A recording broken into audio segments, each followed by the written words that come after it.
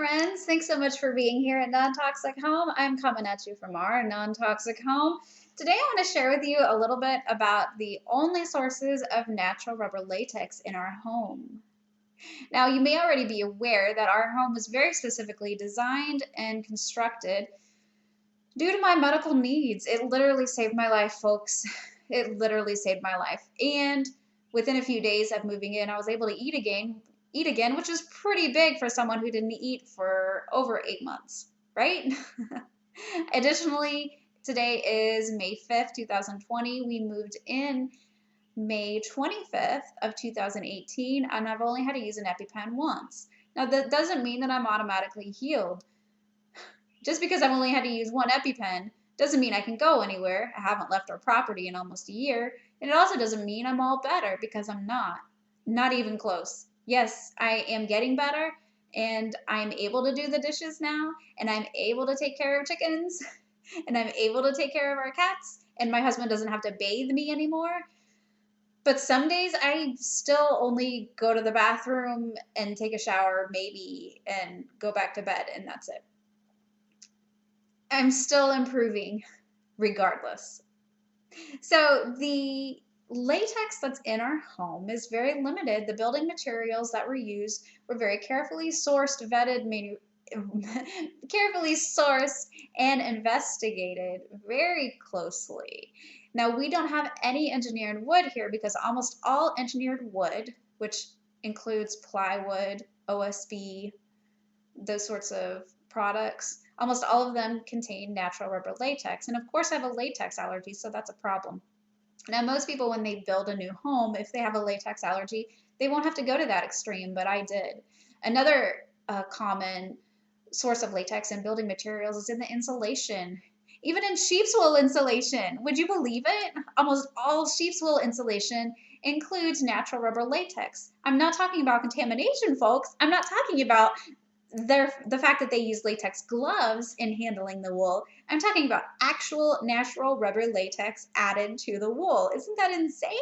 Oh my goodness, it's everywhere, right? It's terrible. Okay, so there are still a few products in our home that I just haven't been able to obtain information that I find reliable as to the natural rubber latex content. Now, one of those is the window air conditioners. I personally don't tolerate central air. So as a result of that, instead of a air conditioner run through central air, we have window air conditioners.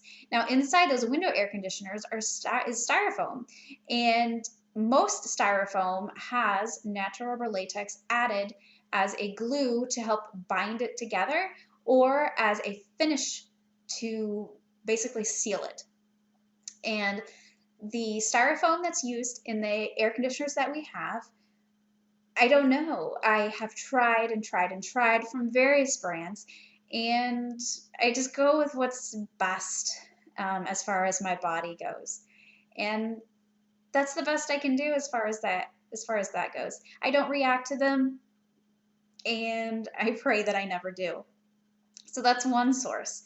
Another source is the electrical cords of some appliances and electronics.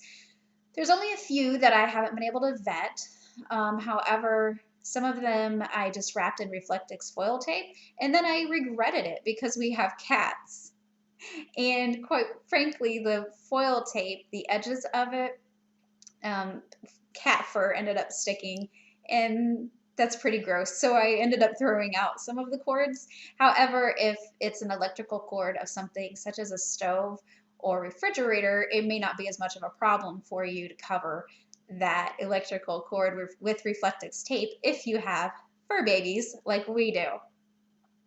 Another source of latex in our home are some products that have little rubbery spots on them, and I can't see. Oh, there's one right there. This right here has rubbery spots on the bottom, and I understand the purpose of those as far as the manufacturer goes. However, I always cover them with Reflectix tape if I haven't vetted them for latex safety. And quite frankly, sometimes I don't vet them for latex safety because I know that they're so easily to address. I just cover them with a tiny bit of Reflectix tape, and Reflectix tape is foil. Foil acts as a vapor barrier, so nothing gets through there, friends. Reflectix tape is your friend. I love Reflectix tape. I talk about it all the time. I use it all the time. It's one of the few foil manufacturers of foil tape, that is, that has passed my tests as far as latex content go. And I've been very pleased with them. I really need to buy stock in them because I recommend them all the time and I use so much of their foil tape, it's ridiculous. The one other potential source of latex in our home is my husband's clothing that he wears for work. Now, his work clothes only come in to be washed and then they go back out. We are actually planning on buying a large metal trash can to store those clothes in so that they're not cold outside and so that he doesn't have to go outside to get them. And he also brings them in to get dressed in the morning and then, of course, leaves. So those are the only 4 sources of natural rubber latex in our entire home, friends. Everything else has been researched and vetted, or it's a product that isn't compatible with natural rubber, like wood or, I don't know, glass, ceramics. Those products, they're not compatible with natural rubber latex. So hopefully this gave you a little bit of an idea as to how extreme I have to be and how extreme, quite frankly, it is possible to be when it comes to natural rubber latex avoidance. Now, another source that most people have is toilet paper, right? Latex and toilet paper, oh no, isn't that terrible? Well, the stretchy toilet paper is the biggest culprit for that when it comes to the toilet paper itself. However, for the other toilet paper products such as Angel Soft, which we used to use, that latex comes into play as far as the glue where on the ends where it seals sort of to itself. So that can be latex glue there. And then also cardboard is a huge problem. Cardboard is a big problem when it comes to natural rubber latex. And believe it or not, you can be allergic to your toilet paper. I have become incredibly allergic to toilet paper. We now use the quote family cloth method. I hate that term. I'm sorry to use the term hate, but I really don't like that term because it just sounds gross, doesn't it?